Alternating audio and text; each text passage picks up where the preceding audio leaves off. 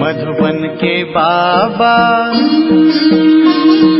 मधुबन के बाबा मुरली वाले, आपका क्या कहना, आपका क्या कहना। ओम शांति।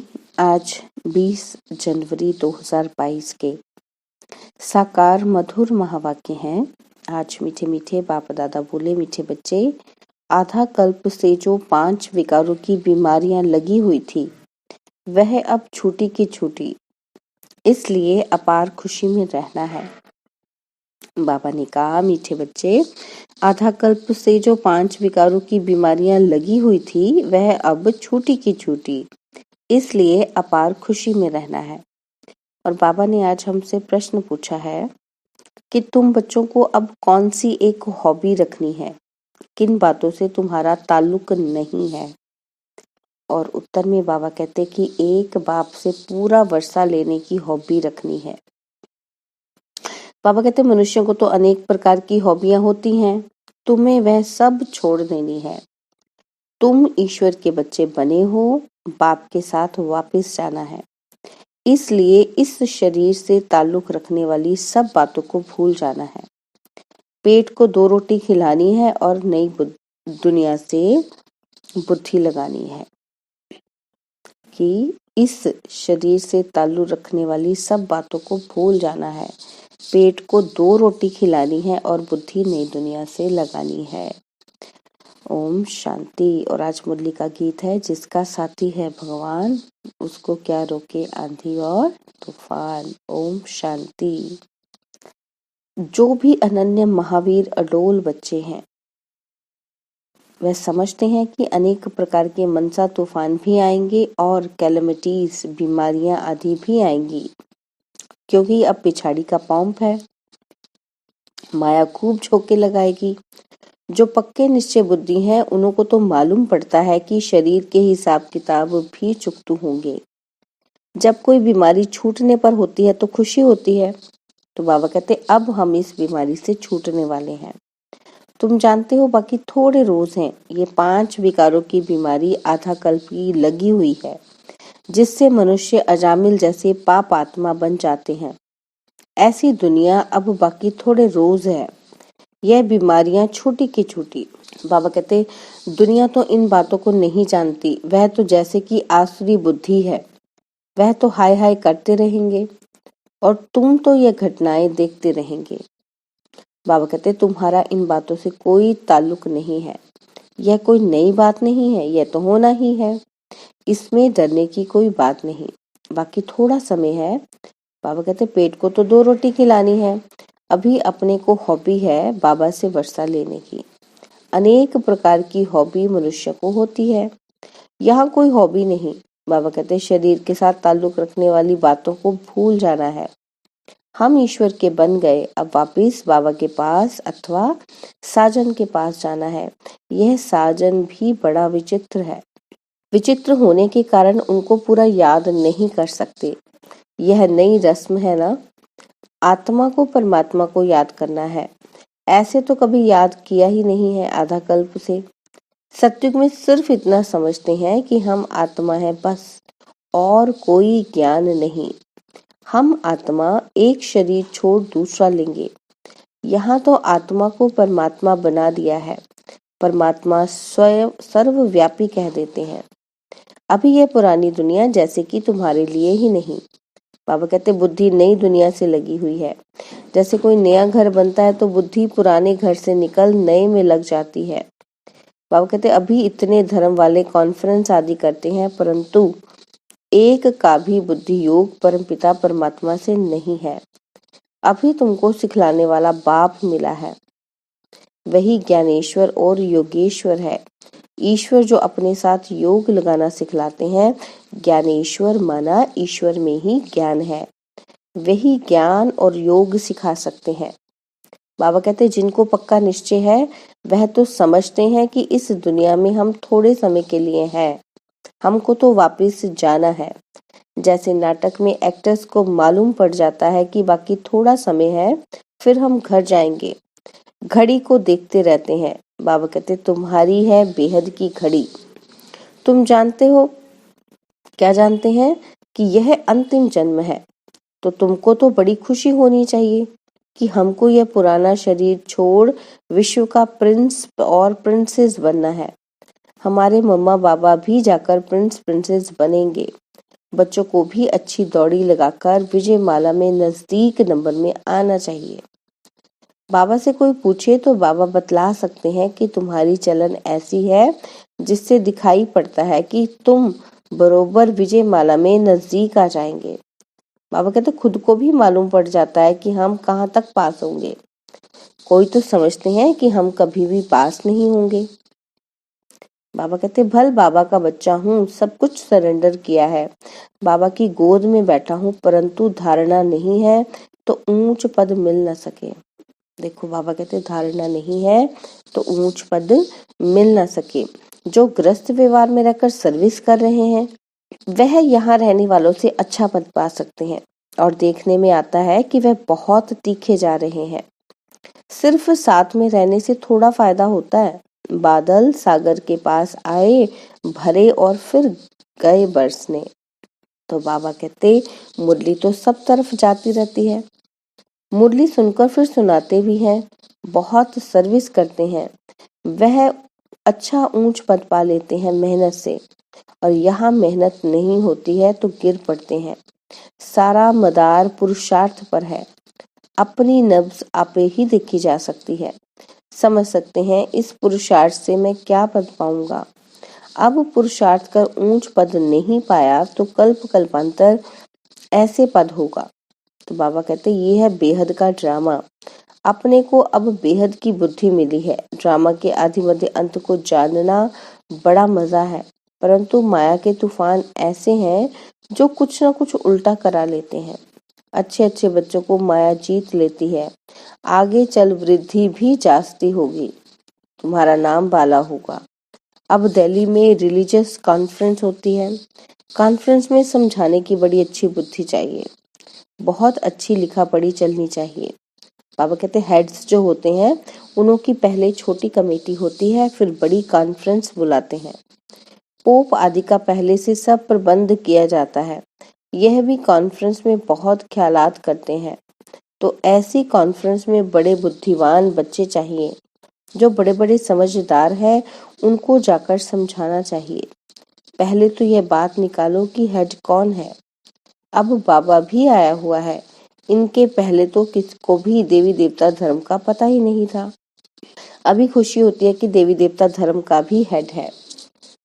बाबा कहते हैं जो ज्ञान में परिपक्व हुए हैं वो समझते हैं कि अभी हम इन्हों से पूछ सकते हैं कि बताओ सब धर्मों में ऊंच धर्म कौन सा है, उनको ही हेड बनाना चाहिए। तो बाबा कहते तुम बीके हो सबके हेड, सबसे हेड। तुम जगत माताएं हो।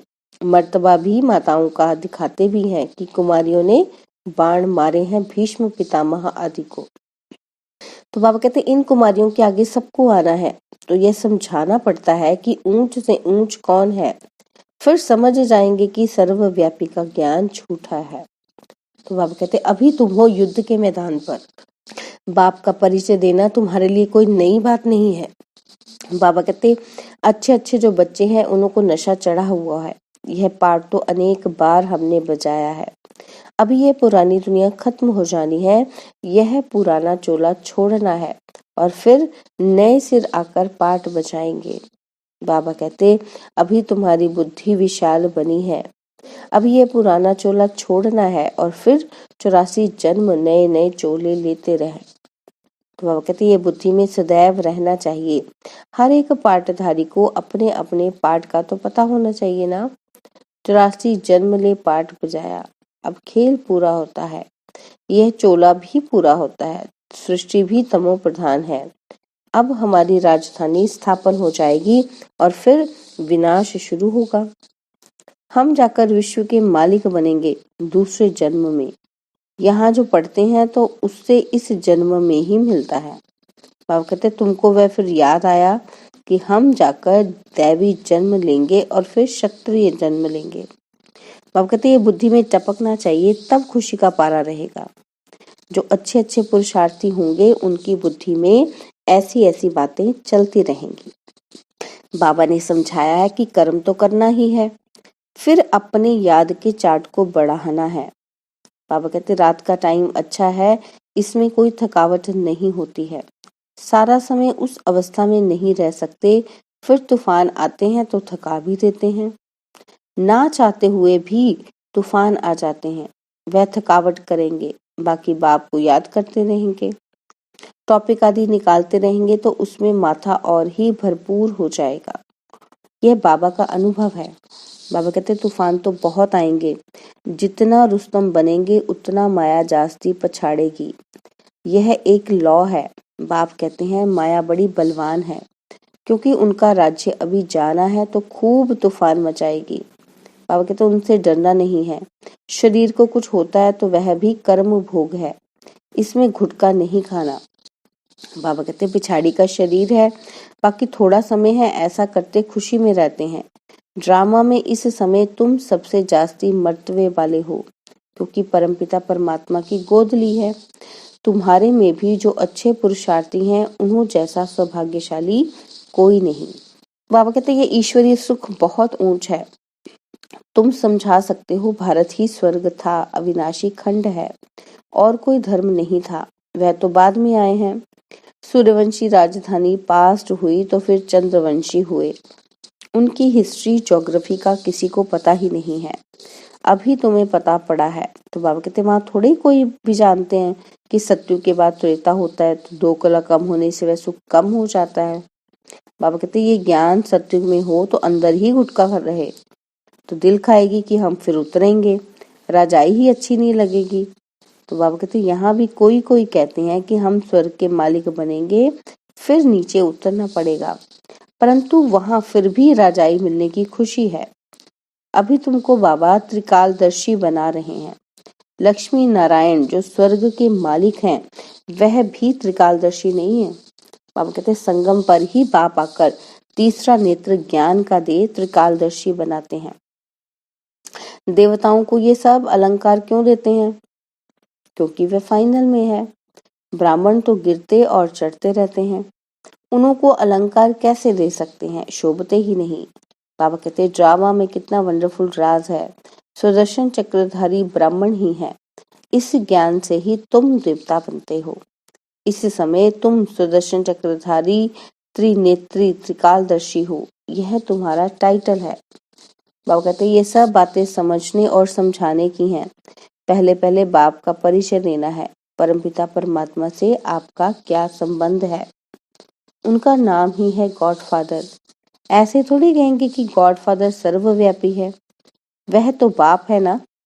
और हम लिखते ही हैं कि परम पिता परमात्मा से आपका क्या संबंध है। परम पिता कहते हैं तो जरूर पिता ठहराना। बाप सर्वव्यापी कैसे होगा? बाप से तो वर्षा मिलना होता है। बाप तो रचयिता है नई दुनिया का। बाबा कहते हैं इन लक्ष्मी नारायण को नई दुनिया का वर्षा मिला हुआ है। वहां देवताओं को तीसरे नेत्र की दरकार नहीं रहती है। तीसरा नेत्र जरूर ब्रह्मा द्वारा ही देंगे। त्रिमूर्ति का अर्थ कितना अच्छा है, समझाने की बड़ी रौनक चाहिए। तो जो अच्छा उस्ताद होगा उनको समझाने की प्रैक्टिस होगी। दिन प्रतिदिन किसी को समझाना बहुत सहज होता जाएगा।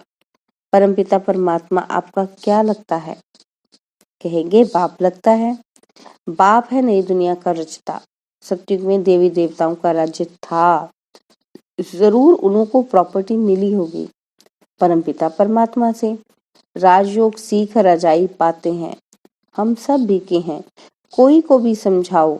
अच्छा तुम कहते हो प्रजापिता ब्रह्मा, तो तुम्हारा पिता हुआ ना, और वह भी पिता है, यानी कि शिव बाबा भी पिता हैं। तुम भी ब्रह्मा कुमार कुमारी हो। तो बाबा कहते हम दादे से वर्षा ले रहे हैं, तुम नहीं ले रहे हो। आकर समझो, पुरुषार्थ करो तो तुमको भी मिल जाएगा।